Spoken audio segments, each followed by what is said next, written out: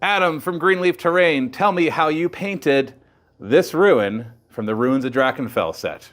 Go, 30 seconds, go. First off, we prime it with a black primer, and then we are fully covering it with a dark brown. Then we're coming on with a zenithal, pretty heavy zenithal of this lighter brown. And then we are doing on the floors and a little bit of zenithal of a lighter brown, dry brushing it with a tan color. And then I did a bit of a wash on the floors of this Fugant orange from GW. The vines were then picked out with a white and then finished off with a mix of these two GW contrast colors. Okay, so that was the less than 30-second version, which is great. We're going to go into more detail into this video because you're probably looking at the video length and being like, no, he didn't get it done in 30 seconds. But terrain painting really can be that easy. But we're going to walk through and show you each of those steps in greater detail.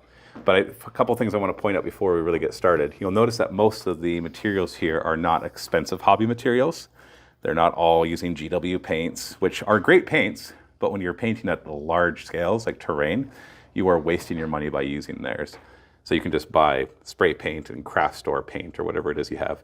This is a dollar store brush for dry brushing, so you just really don't have to worry about it. Maybe there'll be some ones like some of the contrast paints for picking out details, but that's it. That's getting a little bit fancy, and you really don't have to get fancy, but that's just because I'm me. So. Yeah, exactly. Also, we'll be using an airbrush for a lot of these steps, but really what you could do instead of an airbrush is just buy spray paint. Yeah, so these could all colors. Be spray cans. Yeah. And then dry that would still be a dry brush, but you have spray can, spray can, spray can. You don't even need to do this one. You don't need to do this. You could just go spray can, spray can, spray can, dry brush. And then pick out the details. Pick out your vines if you wanted to. Perfect. Let's go through each of those steps now. We have super ideal conditions for spray painting. Yeah. You typically don't want to do it in the snow, but we got to go with what we got, right? Well, as long as our spray can is at room temperature, and we just came out here, it'll be fine. So. All right, so we're taking the black. We just give short bursts from about a foot away, as you can see. Wearing a glove is handy to not get paint all over your hands. You want to avoid using spray paint inside your house, but if you're going to do it, then go in a very well ventilated place and maybe wear a mask. Done? That's it? Yeah. Man, why do I pay you so much? We're now at our airbrush booth. Nice and straightforward. And we're getting one more thing, because we forgot. What'd you forget? Another glove. Another glove. So, like I said before, you do not at all need to have an airbrush to do terrain. You can just, everything we're showing with an airbrush, you can do with a spray can. Yeah. And we sprayed that 2 minutes ago. It's dry, so it's ready to go. You could have now taken your brown spray paint and done this again, just fully done your brown spray paint. Or you could skip your black and just do brown instead, but I prime everything black just out of habit, so. It helps the paint to stick a little better too, depending on the material that you 3D printed with. And then you don't have to buy a brown primer. You can just buy brown paints. Primers sometimes are typically a little bit more expensive. So like a can of brown primer will be about $15 Canadian. Then we can get a can of actual paint for about $10 to $12. So you can save a little bit of money just getting actual paints. That's true. So we're going to use the airbrush here. This is not a how to use an airbrush tutorial, but we'll still kind of show you generally what he does. He just squeezes the paint in there, and then you're hitting it. So when we talk about zenithals, what we mean by that, because that word was used, it just means that you're painting on an angle. Now this first coat, he's pretty much going to cover everything, so there's not really going to be any black left over. But when you do zenithals, whenever we talk about that, you're going to be painting top down. Zenithal will be this way. Yeah, exactly. And that way, it leaves shadows, essentially. So we're going to get this one all finished. So normally you would wait for it to completely dry. But it's mostly dry. But it's mostly dry. So, but if you're doing this at home, wait for it to completely dry before they do the next step. But we're in a rush here. We're a little more on a time constraint. So we're just going to go straight to the next step. So this is the more zenithal. So you're not going to just cover the whole thing. You're going to do it more from the top down, so that you're still leaving some of the darker browns on the bottom. And then you're definitely hitting the floor more with this one too. Because you actually want to make sure your floors and your roofs they don't have to be a different color, but you definitely want them to be a different shade than what you've already done before. And now we go for the third zenithal, or not third zenithal, but third brown. Now, I would say, go ahead and start painting.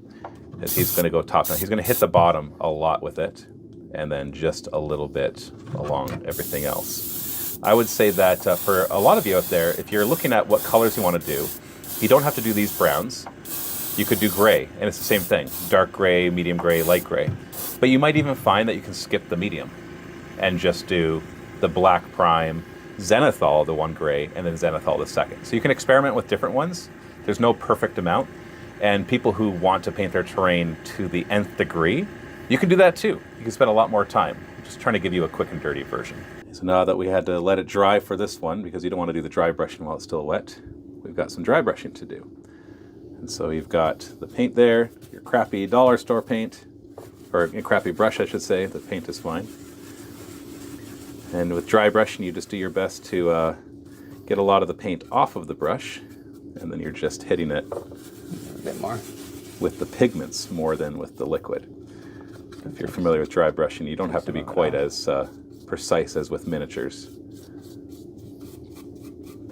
I'm just going to hit the whole thing with this. Piece of cake. Look at that. Already, even without the vines done, it looks pretty darn good. For the next step, we're just going to apply this wash. You definitely don't need to do this with an airbrush. He just does the wash onto the bottom just to give it a bit of an orange tint. And maybe just like hit the whole thing with it, but that's it. Now onto the vines. Now if you are your avid airbrush user, you can just airbrush very carefully to get the wet into the vines. Our airbrush is not super new anymore, but it'll do the trick. So really you can just paint this on yourself with a brush. And the finishing touch is to put the contrast paint. Now you used a mixture of Warp Lightning and what was the other one called? It's Mantis Warrior It's green. Mantis Warrior with a little bit of the Warp Lightning put into a Mantis Warrior. Just to darken it up a bit. Yeah, just to darken it up a bit. Yeah, but you can really use whatever color green you want. And you're just going to carefully with a brush apply the contrast paint over all the vines. Is there another step after this? Nope, this is what I did for Just a nice solid contrast all paint of the layer. pieces. And really, this is just how complicated painting terrain isn't. That you don't have to overthink it. Of course, you're welcome to add more and more details, and it will look better, assuming that you choose the right colors and do a good job painting it, of course. But in my experience of having terrain in battle reports for the past 17 years, I have found that the ones that have all the extra details don't always look better on the table, because for the most part you don't notice those extra details. So if you're just looking to get a lot of terrain painted really fast, this is the way to do it. There it is, a work of art. Quite beautiful. So good job, Adam. Thank you. So I'll keep getting you to paint other terrain for us, I guess. A couple little last things before we finish. So obviously in the Ruins of Drakenfell set, there are areas where you're going to want to use more of a stone. And so give me the 20-second version of how you do stone on It's these. the same thing. We were starting with a dark to a lighter grays. Sometimes I go up to a white. And then with grays, I do more more weathering. So I weather with some browns, and I go with like a black wash to get in all our cracks and whatnot. Yeah, so you add a black wash because you really want the shadows Yeah. in all the between. And then the browns is more just your general weathering. Yeah, so just whether you're airbrushing or just quickly brushing on some different colors, some Yeah. shades. But really it's that simple, because we look at the statue, for example, and it's the same idea. Just obviously you hit the browns and the walls and then the grays. I would even go a step further and say that if I could go back and have this set completely redone, and it wasn't Adam that chose the colors, I would have the floors actually be gray, more of a stone. Because I like when the floors really stand out. So like this one, for example, is much better because the floor stands out from the rest.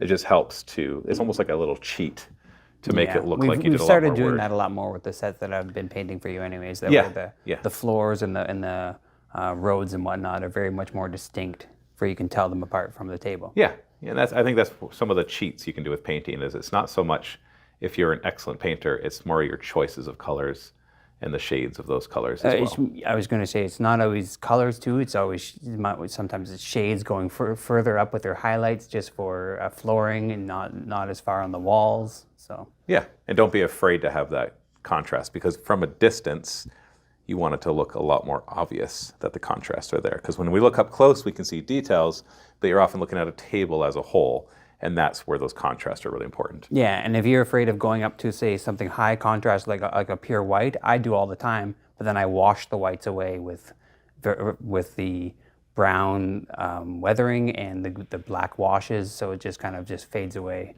Yeah, perfect. Okay, well, there's your tutorial. Thank you, Adam, for coming in. You're welcome. Make sure you check out the Ruins of Drakenfell Kickstarter, which, depending on when you're watching this video, is still going, and we've had a lot of people backing it, so thank you so much. You can get STLs to 3D print yourself, or we'll 3D print it for you. You have both physical and digital pledges available. Thanks, Adam, and happy wargaming.